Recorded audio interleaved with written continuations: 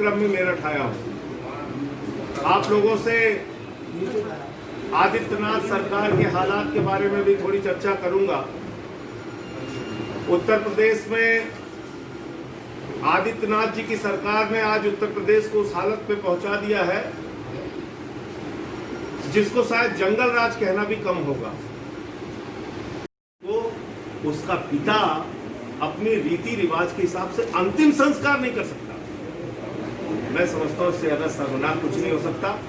High court ने जिस तरह से इस सरकार पे तमाचा लगाया है और ये पूछा है कि एडीजी लॉ एंड ऑर्डर महोदय प्रशांत कुमार जी, आपको क्या रेप की परिभाषा नहीं मालूम? अगर किसी अमीर की बेटी होती तो रात में 2 बजे तुम उसको जला देते क्या पेट्रोल छिड़क कर? ये अपने आप में बहुत बड़ा सवालिया निशान है। और वही काम जो हाथरस में हुआ बाराबंकी में दोहराया गया है, ऐसी जानकारी मुझे खड़ी हुई नजर आई। और ये मैं क्यों कह रहा हूं? कल मैंने सुप्रीम कोर्ट के एफिडेविट के 4 पन्ने दिखाए मीडिया के लोगों को। वो कागज यहां भी मेरे पास है, मैं आपको दे दूंगा। योगी आदित्यनाथ जी बयान देते हैं कि हाथरस में अंतरराष्ट्रीय साजिश के तहत दंगा कराया जा रहा। और जो एफिडेविट का पेपर देते हैं, सुप्रीम कोर्ट के मुख्य न्यायाधीश की अदालत में जो शपथ पत्र दाखिल करते हैं, उसमें वेबसाइट का जो कागज लगाते हैं वो लिखते हैं कि NYPD के साथ न्याय नहीं कर सकती। और योगी जी, उनकी सरकार जातिवादी मानसिकता के तहत काम कर रही है और इसके कारण से अपने पार्टी के लोगों को पहले देखते हैं, जाति के लोगों को पहले देखते हैं, न्याय नहीं मिल पाता है। ये खुली किताब की तरह दिख रहा है। अब हम अगर उस पर पट्टी बांध के और बातों को घुमा घुमा के करें तो उससे फायदा नहीं। हमने देखा, हमने इस बात को देखा कि क्या हुआ हाथरस के अंदर। जितने विपक्ष के नेता गए सबके ऊपर हमला हुआ और वहां रैली करने की छूट थी किसके लिए? बलात्कारियों के पक्ष में। यह है उत्तर प्रदेश जहां बलात्कारियों के पक्ष में रैली कर सकते हैं। जिस तरह से आम आदमी पार्टी आज मेहनत कर रही है, क्या यहाँ सत्ता बनाने के बाद आम आदमी पार्टी उसी तरह से मेहनत करेगी जैसे कि आज कर रही है? देखिए, हमारे तो 3 बार के टर्म में जो सरकार बनी है दिल्ली में, उसी को देख लीजिए आप। हमने शिक्षा पे, हमने स्वास्थ्य पे, हमने बिजली पे, हमने पानी पे कितना काम किया है। 400 यूनिट आधे दाम पे देने वाली बिजली पहली आएगा। आप लोग सचेत रहें और सावधान रहें। अब हाथरस में न्यूयॉर्क पुलिस डिपार्टमेंट कहां आंदोलन का वीडियो बनाने आ गया? ये किस वेबसाइट की बात कर रहे हैं?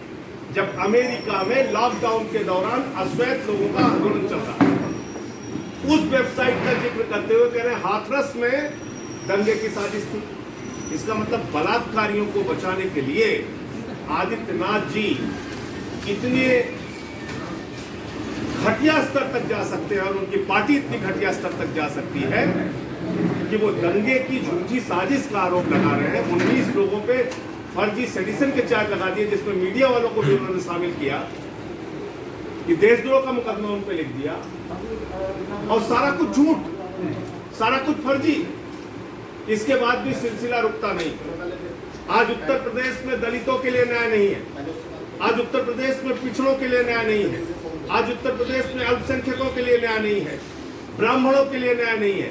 आज उत्तर प्रदेश की हालत ये हो गई है, जंगल राज भी कहना कम होगा, दरिंदों का राज यहाँ पे चल रहा है। चित्रकूट के अंदर एक दलित बेटी के साथ गैंगरेप हुआ, उसकी FIR दर्ज नहीं होती, वो आत्महत्या कर लेती है। प्रतापगढ़ के अंदर 6 महीने तक एक बच्ची को परेशान किया जाता है, तंग किया जाता है, उसको न्याय नहीं मिलता, आत्महत्या कर लेती है।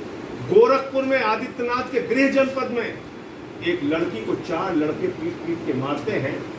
जब पुलिस उसकी नहीं सुनती तो वो आत्महत्या कर लेती है। पडरौना में एक हाई स्कूल की बच्ची, उसको लगातार तंग किया जाता है, न्याय नहीं मिलता तो आत्महत्या कर लेती है। बाराबंकी का जो कांड है वो हाथरस से ज़्यादा भयावह है। दरिंदगी की गई, हैवानियत किया गया, शरीर को छत बिछत कर दिया गया और हत्या कर दी गई, वो भी एक दलित परिवार की।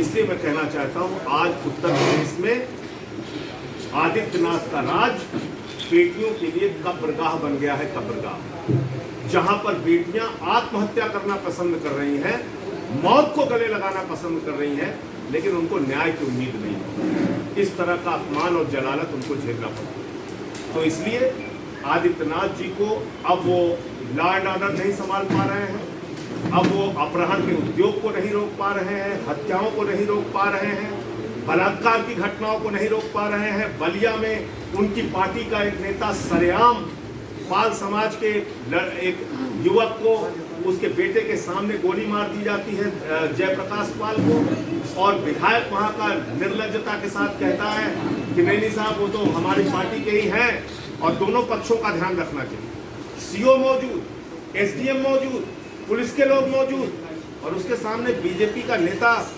सीने पे गोली मार के हत्या कर दे रहा है लोगों को। और इसलिए मैं कहना चाहता हूं कि आदित्यनाथ जी से उत्तर प्रदेश संभल नहीं रहा है, उनको अब अपने पद से इस्तीफा दे देना चाहिए। उनको कोई नैतिक अधिकार नहीं है कि वो मुख्यमंत्री के तौर पर उत्तर प्रदेश में काम करें, नंबर 1।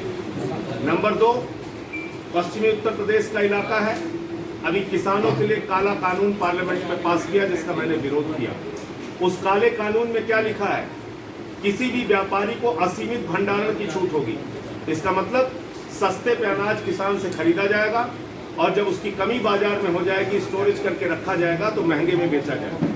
जमाखोरी, कालाबाजारी और महंगाई को बढ़ाने वाला किसानों का मोदी जी का जो बिल है, इसलिए आम आदमी पार्टी उसका भी विरोध करती है। तीसरी बात कि आज जिस तरह से देश की अर्थव्यवस्था नीचे जा रही है, 24% देश की जीडीपी नीचे जा चुकी है, करोड़ों लोग बेरोजगार हो चुके हैं, एक बड़ा पैकेज देने की इस समय जरूरत है। जब तक लोगों के हाथ में पैसा नहीं आएगा, बाजार की अर्थव्यवस्था नहीं खिसकेगी। इसलिए डायरेक्ट लोगों के खाते में 10,000 रुपए दिया जाए, ये हम लोग मांग करते हैं। और मैं आज मेरठ जो आया हूँ तो इसमें कार्यकर्ताओं के साथ संगठन विस्तार के बारे में, अपराधीकरण के खिलाफ आंदोलन के बारे में और पंचायतों के जो चुनाव उत्तर प्रदेश में होने वाले हैं 5-6 महीने के बाद जो होंगे, उसमें हिस्सेदारी के बारे में चर्चा। सांसद जी